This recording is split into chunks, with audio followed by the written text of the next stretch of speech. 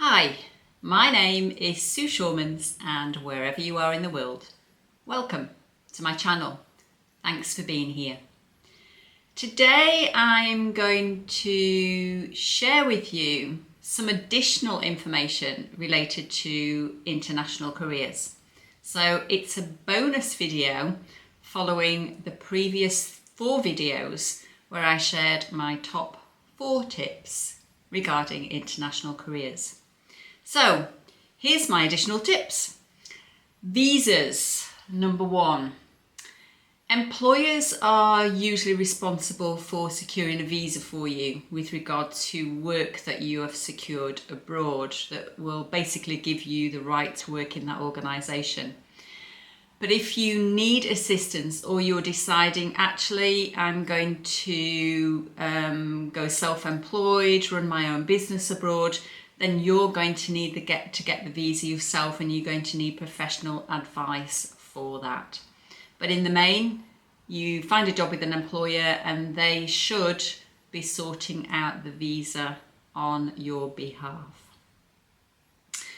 Tip number 2, contract of employment. When you secure employment with an employer abroad, you need to make sure that you check the small print.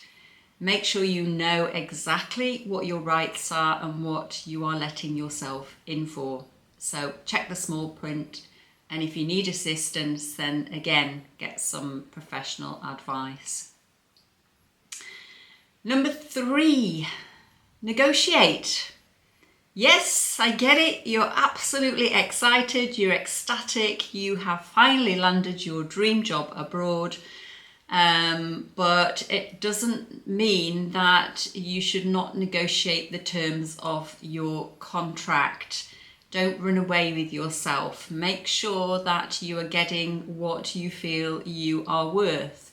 You would, in essence, highly likely negotiate in your own home country with a contract. So don't let that stop you doing that for a contract that you're being issued for an international job. The other point with this is make sure that within your contract you have a severance package where possible. So negotiate that, because you need to be thinking about what happens if this doesn't work out. How am I going to get back home? Which brings me on to the final tip, which is what I will call the get out clause. What if things don't work out in your host country? What if you don't like where you're working, the organisation, the country that you're living in? What will you do if things don't work out? If you just don't like it? Who's going to pay for your flight home? Who's going to pay for the removals, etc.? That more often than not, when you relocate, are provided, those kind of things are paid for by the company. But what happens if it doesn't work out? I would be recommending that you have some kind of get out clause and that your employer is paying for that if things don't work out, because otherwise you're going to be stuck with a hefty bill, particularly if it doesn't work out in the short term and you've not earned a lot of money. Another tip on that is that when you relocate abroad, I would highly recommend that you are renting a room or a small place that again has a small termination clause within it, or you go into a bed and breakfast, for example, for a couple of months.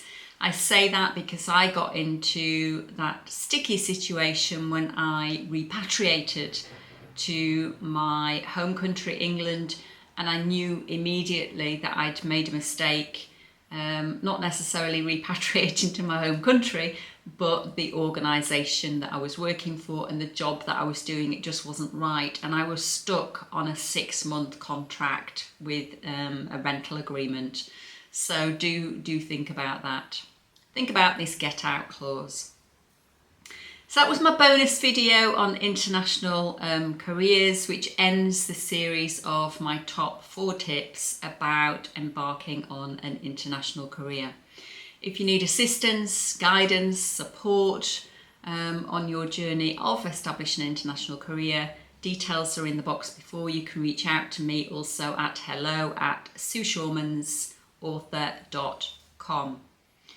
And yes, stay tuned for an extra video about my book, which I recommend you have with you, a little handbook, a guidebook when you actually relocate abroad. Now let me just share with you one of what the reviewers actually wrote about this book. Here we go. Let me put my glasses on so I can read it. Sink Then Swim: How to Survive Life's Most Stressful Situations When Living Abroad. This is an honest, practical and deeply human guide to navigating life abroad. Sue Shormans blends personal stories with grounded reflection to help readers face emotional upheaval with clarity and resilience. It's a refreshingly real book for anyone tackling change, culture shock or adversity in a foreign land, which you will be doing because you want to embark on an international career.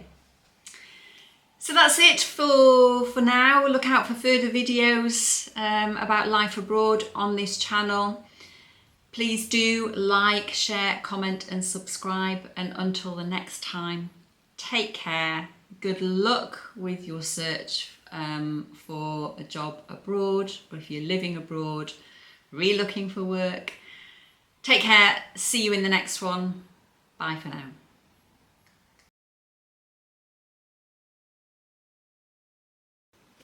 Hi, just dropping on with a short video, I promise, to talk about my book, Sink Then Swim: How to Survive Life's Most Stressful Situations When Living Abroad.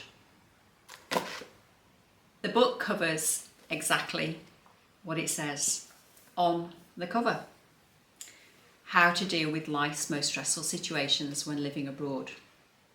So I talk about life abroad, circumstances in which you sink and circumstances in which you swim. I also cover the subjects of death of a relative, divorce and separation, ill health, and finding work when you live abroad.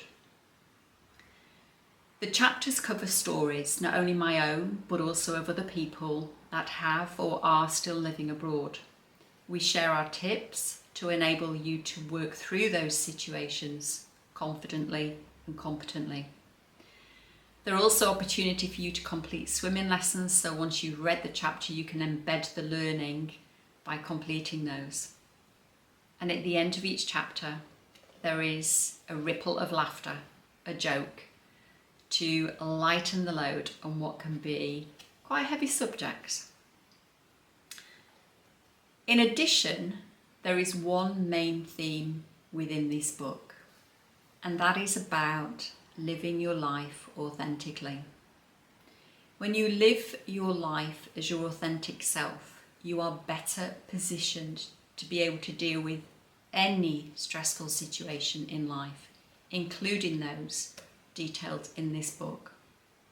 So I talk about revealing and embracing your authentic self as well. So that's my book, a little intro in case you're not aware of it already. If you want to find out more, you can visit my website at sueshormansauthor.com or email me at hello@sueshormansauthor.com. So that's it, short video as I promised. That's it for now. Until the next one, take care. Bye for now.